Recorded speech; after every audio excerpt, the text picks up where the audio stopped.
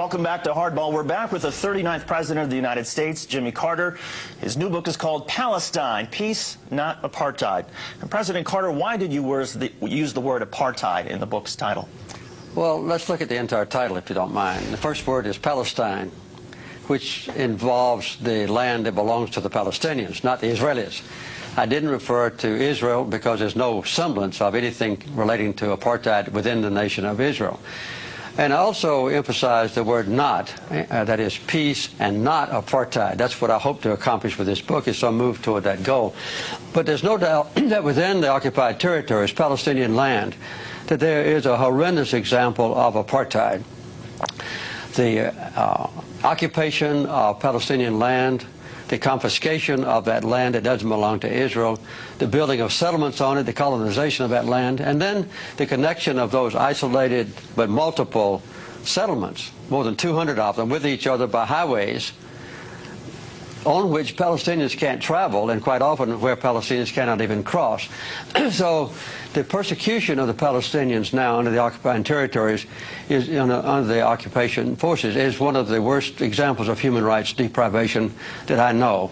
And I think even worse, though, than a place like Rwanda? Yes, I think, yes. You mean now? Yes. Oh, yeah, I think the impression now of the Israelis, of the Palestinians by the Israelis, is worse than a situation in Africa like the oppression of Rwandans and the Civil War.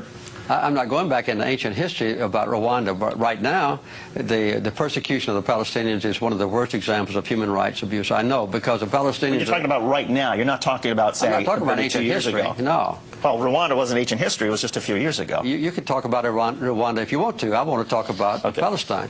What is being done to the Palestinians now is horrendous in their own territory by the occupying powers, which is Israel. They've taken away all the basic human rights of the Palestinians, as was done in South Africa against the blacks. And I make it very plain in this book that the apartheid is not based on racism, as it was in South Africa, but it's based on the desire of a minority of Israelis to acquire land that belongs to the Palestinians and to retain that land, and then to exclude the Palestinians from their own property and subjugate them so that they can't arouse and demonstrate their disapproval of being robbed of their own property. That's what's happening in the West Bank. And the people in this country, in America, never know about this. They never discuss this. There's no debate about it. There's no criticism of Israel in this country. And in Israel, there is an intense debate about the issues in this book.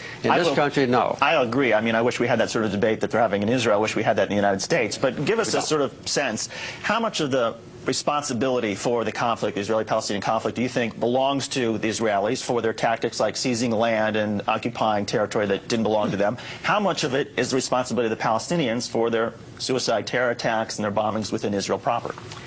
Well, as a matter of fact, the basic cause of the conflict is a sustained occupation of other people's land by the Israelis.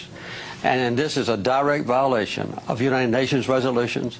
It's a direct violation of the International Quartet's roadmap. It's a direct violation of the commitments that leaders of Israel have made in the past at Camp David when I was president and in Oslo, promising that Israel would withdraw from occupied territories. They have failed to do so.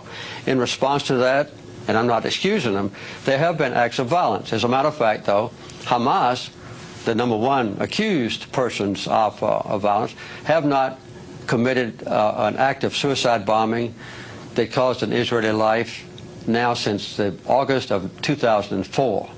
And I hope that they won't do that anymore. Other participants of the Palestinian society, smaller ones, have committed some atrocities.